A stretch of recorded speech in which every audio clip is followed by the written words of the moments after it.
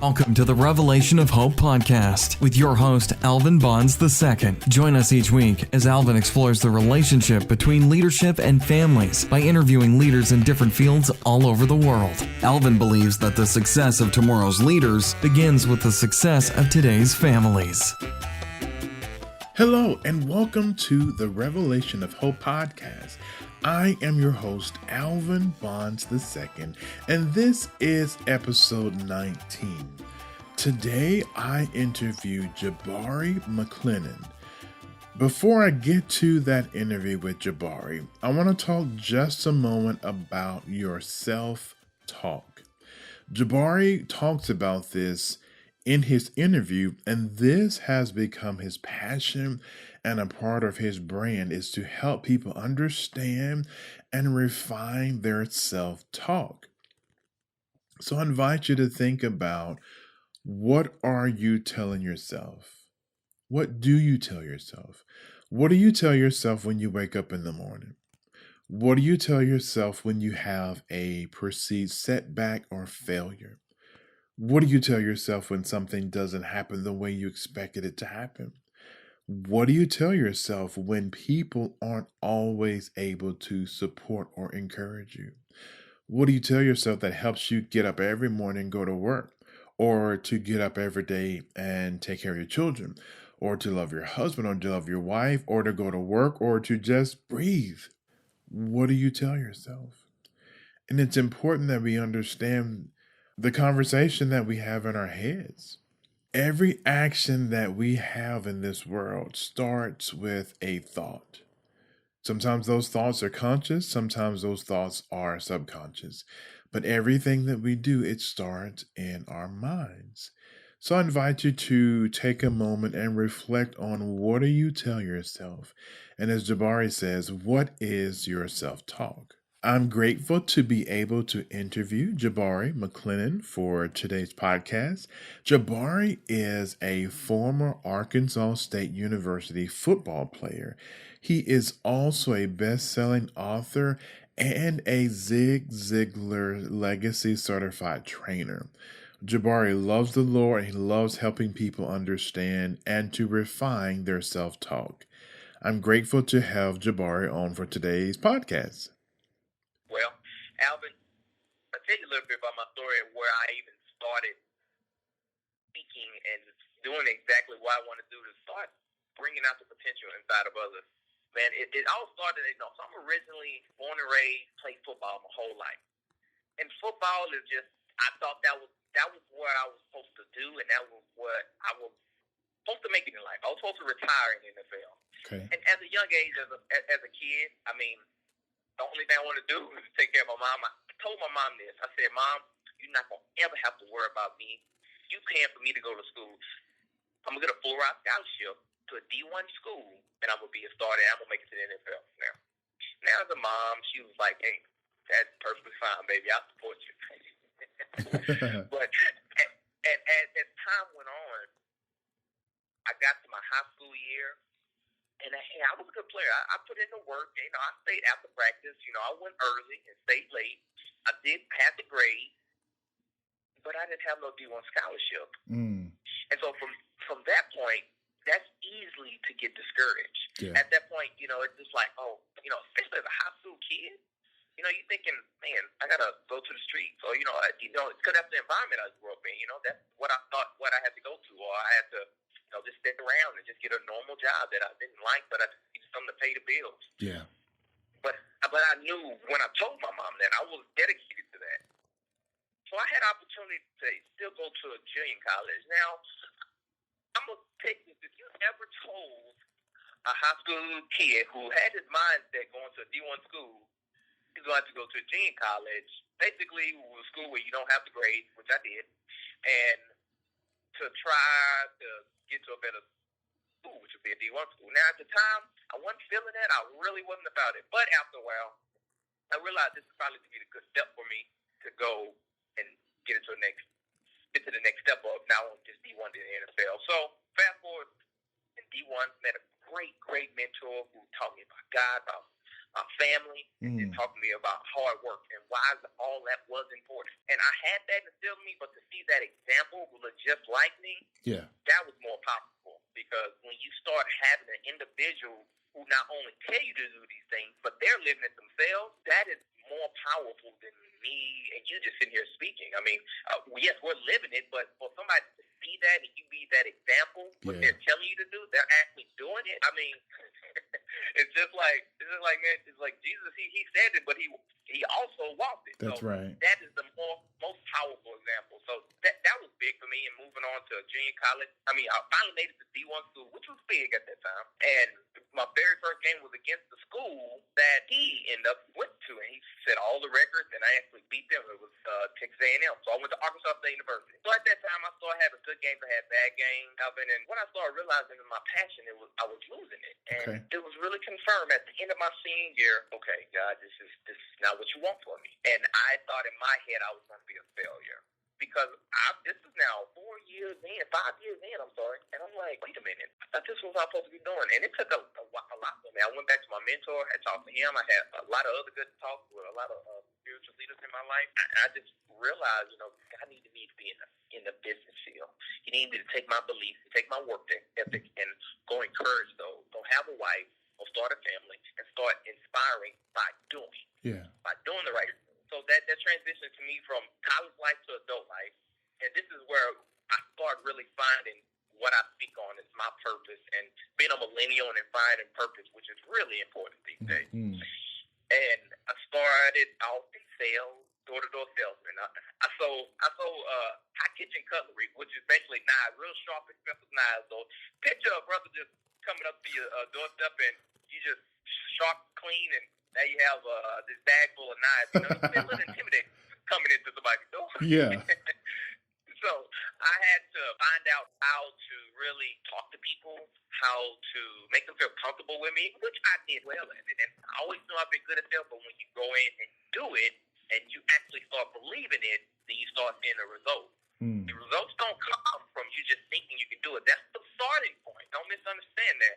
But when you go out and put it into action and you start seeing the results, well, results is what ultimately starts giving you more confidence to move forward. And that's what happened. I started getting so confident in my sales ability, I wanted to transfer into another industry and start selling.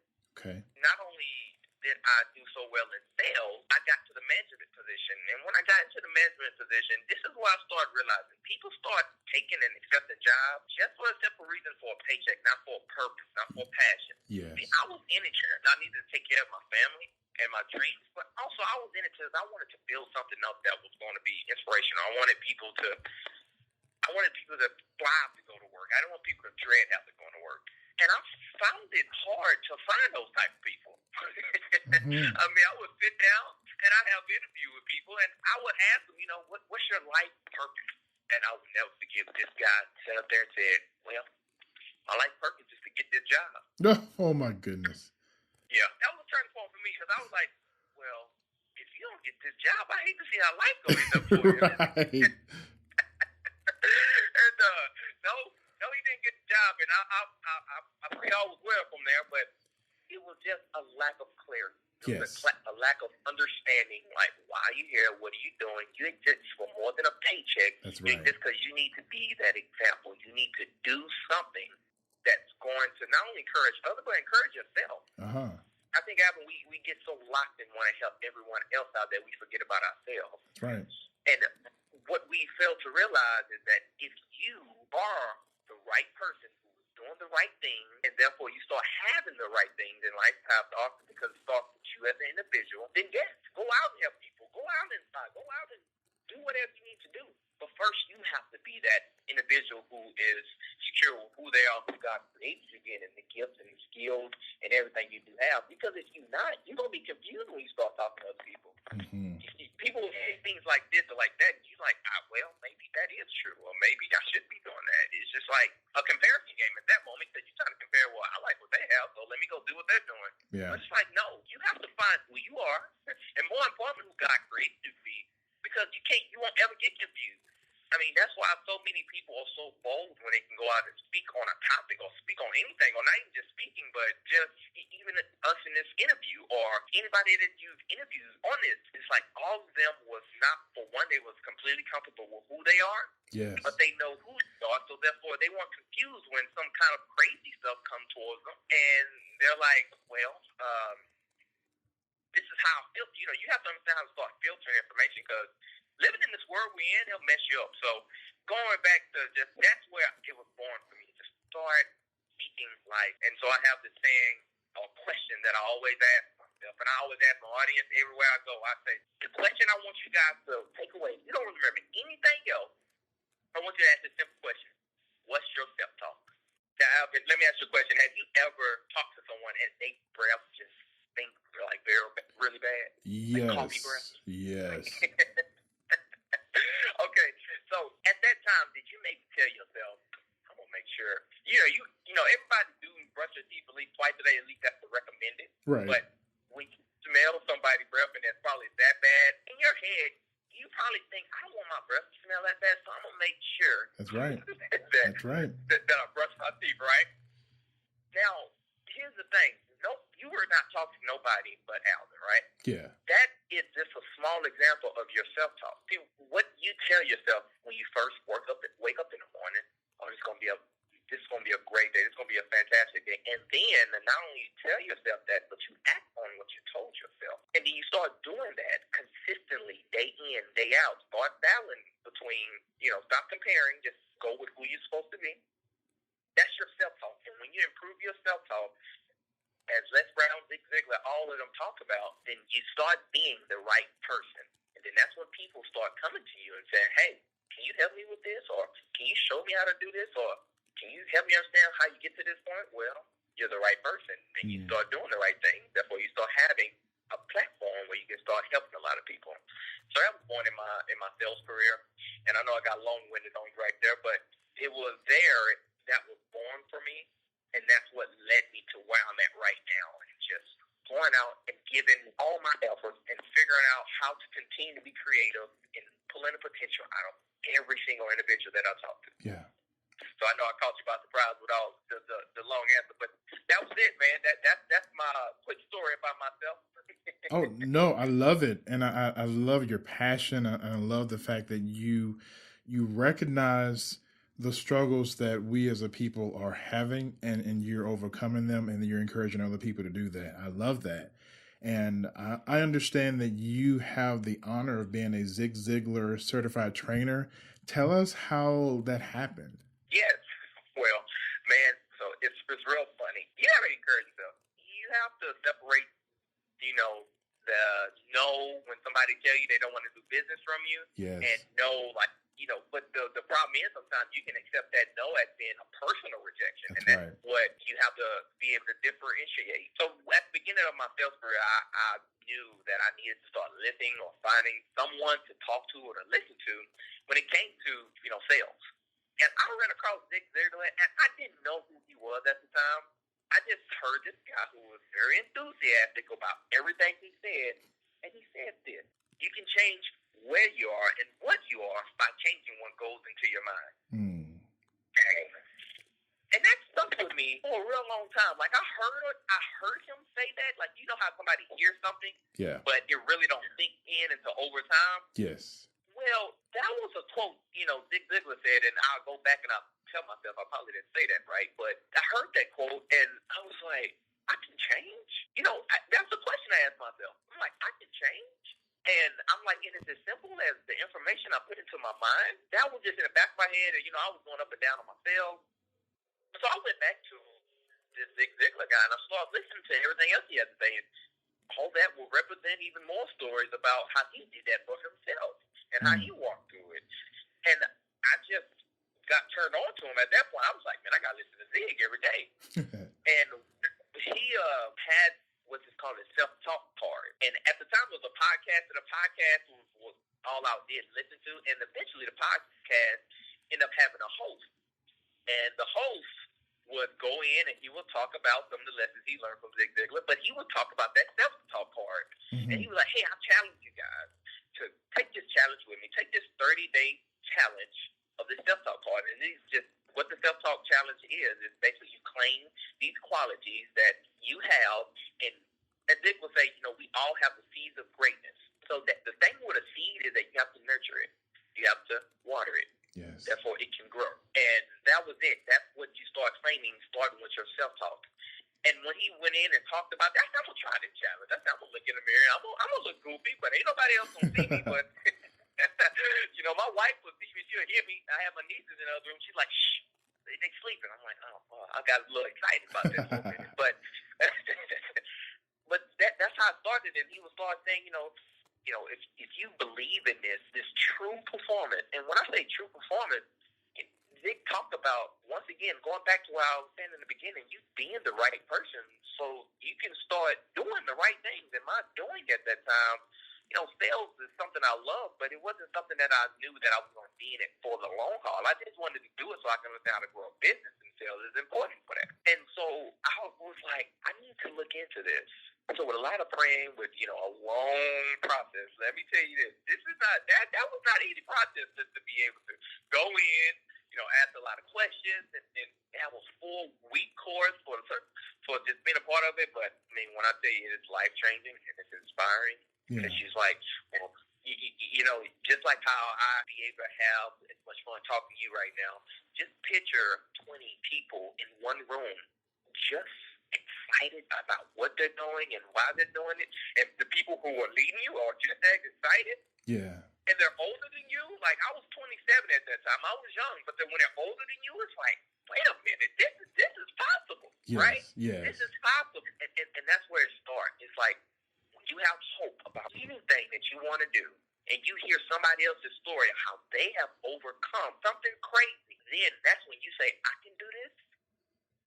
And it all goes back to that quote that Zig said, starting with what you put into your mind, therefore you can change. And that's how I got a part of the Ziglar family, and I love them, and they are encouraging. I talk to them probably, if not every week, every other week, definitely more than once a month. But we just constantly connect, and they're helping me grow this question, my movement, and what's your self-talk, and it's just awesome. It's just awesome. So that's how I got a part of the Ziglar family, and it's exactly what it is. It's a family. That's so amazing, and I love that you talk about filtering the things that come in and really monitoring your self-talk, and that's something that I think that every soul needs to hear. That how does that translate into leadership for you? Well, how that translates to leadership is one of the best books I believe on this earth is the Bible, and a lot of the qualities that come from a lot of great leaders, it starts there because,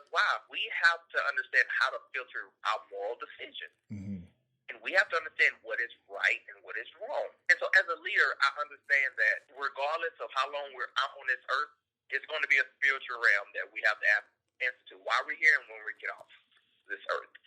And it gives me confidence to know the now and after, because now I can start seeing the behaviors that people have right now, and maybe the behaviors that they don't understand why they're doing it, but they're just doing it maybe for attention. Mm-hmm.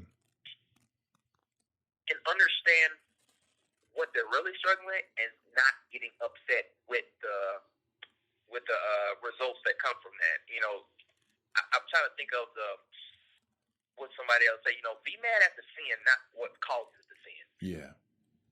And as a leader, you have to be able to see through the mess that people, or even the mask that people are putting in front of you, because it's somebody that's really hiding in there. Right. It's somebody that needs to be led to a better place, but they're there right now because it's got them to that point in life. We all have had to put on a mask, or we all have had to do something to get to where we are in life. As a leader, and understanding that is in every single human being. I don't care who you are. Like, everybody have had that because it started from when they grew up, and nobody grew up in a perfect environment, whether you're super wealthy or you're super poor. Yeah. It's always problems you can see on both ends. And to see and understand that is always going to be a trend, and everybody's going to get to a stage in their life when they start asking different questions, it just boils down to, like, are you going to be part of their life when you get there? Because don't get me wrong, some people are living in their purpose and they're thriving, and there's nothing wrong with them. Amen to you. Keep going and doing what you're doing. But for those that understand when they see other people in their purpose, like, well, how did you get there? Like, how did you get to that point? It's always going to be someone asking that question.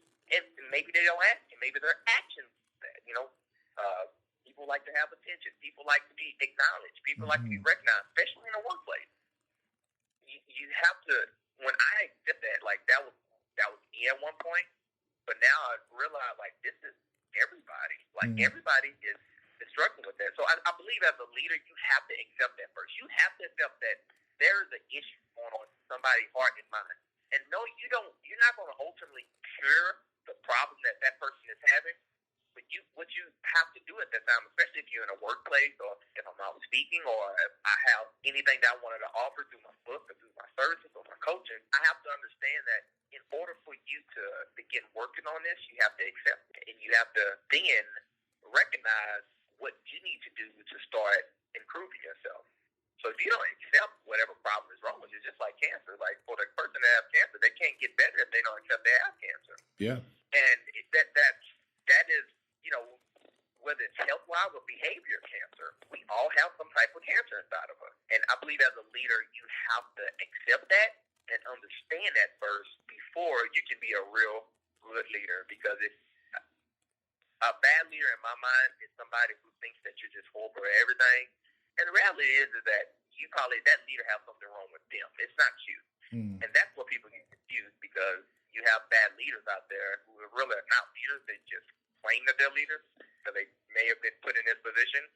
But you get people confused who are maybe insecure of who they are because that person said, I do everything wrong, so everything I do is not worthy. So that's important in your family. That's important in your financial habits. People struggle and they go out and spend money. People go out and they eat horrible, And so I use those leadership qualities I've learned from my Ziglar family and throughout life. Start filtering everything I do for my spiritual, for my family, to my financial health, to my mental health, to my just every area of life. Yeah, and you mentioned before that you had a mentor to kind of help guide you that looked like you. And I'm interested in knowing who or what has helped inform this philosophy of leadership that you have. Where did that come from? Well, I think it did start from football for me. Okay. I believe that's what a lot of it was born, because I just, when it got to everybody was around and it was a crowd, I enjoy making a decision and getting out there and leading a team. People would look at me and say, what you got to say? But, what's next? So what were we doing next? So I think part of that was just, it was a gift. But yes, that was born into my mentor. And so funny thing, right now, I'm actually here visiting him for this whole weekend. He was just somebody who was at the right place at the right time, who just happened to be example. His name was Terrence Murphy, and he was very, very big Texas A&M wide receiver. A lot of record in football, and he ended up going to the Green Bay Packers.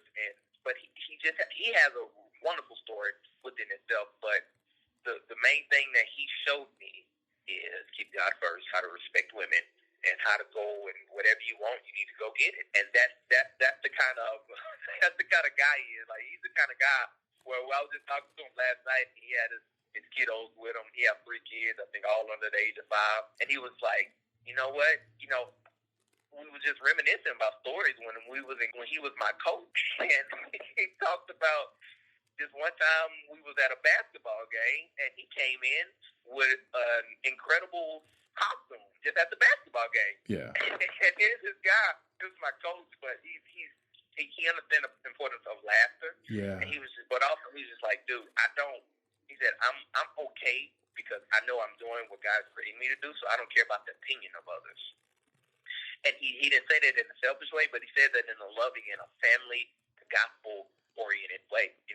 This is a guy who cares about everyone, but at the same time, how many times do we want to please everyone so much we forget about ourselves? That's right. And that he is a guy that I constantly just come visit every year and I talk to and see, the growth he's had from where he's at right now to becoming one of the biggest businesses that in his his city that he lives there right now. which is here in Texas. I mean, he's just been an awesome example, and just through life examples, this leadership of quality just constantly pop up, because as a husband, you need to be a leader. That's what you're called to do. Yeah. In the church, that's what we're called to do. As if you have family, that's what you led, that you need to be an example about. So that is, I think, over time, I realized the importance of leaders with some areas that I did not have and some areas I did have, and it was really, really important for me. And I just constantly keep feeding into that quality of leadership. So, no, am I perfect? Absolutely not. Am I striving for it? You better believe it. Yes. And that's all of us. And, I'm a marriage and family therapist, so I definitely understand and see how important, family relationships are. And, for me personally, I believe that the success of tomorrow's leaders begins with the success of today's families. What do you think about that? I would agree. I mean, it's nothing in my life that first I want to make sure that I am who God needs me to be, and therefore I build a great relationship with my wife, and then the kids that we have in my career. And my life is always going to be filtered in that way, because I believe relationships is by far one of the most important things we need, and that starts with your family. If you don't know how to have a good relationship with your loved ones, and even, mom, dad, and everyone, if you do not know how to have the relationship, how can you have a relationship with others who need you to lead them and instruct them and to see past the behavior and see what they're really struggling with? It starts with at home. That starts with as a leader with your family and with your kids and all the little ones who look up to you. If you do not understand the importance of that, then you will put everything else in front of them. You'll put money in front of them. You put your selfish ambitions, as in, maybe material things. Maybe it'll be a house. Maybe it'll be a car. Maybe it'll be, just going off and playing a sport or looking at a sport. You'll put all these things that are great. They're great gifts, but you'll misuse them for your responsibility of what you're called to do, starting with your family. Yeah, I agree with you so much, and I hope people take heed to that. And Jahbari, I just appreciate you taking the time for this interview. Is there anything else you'd like to share with our listeners about leadership, family, or really encouraging them about self-taught? Yes. Well, one thing that I would tell everybody is, in order for you to have anything in life, identify what you want to have out in life, but start with being the right person. If you aim to be the right person, therefore it goes back to doing the right thing. Start with being the example that you want to see. God's the limit. I mean, now you can go past God. You can. Thank you so much for listening to this podcast. Please be sure to subscribe, as well as providing a rating and review. Every week, I will interview a different leader and invite them to share with us their views and perspective on the relationship between leadership and family. Be sure to visit my website. It's www.alvinbonds2nd.com. That's ALVINBONDSII.com. Have a great day.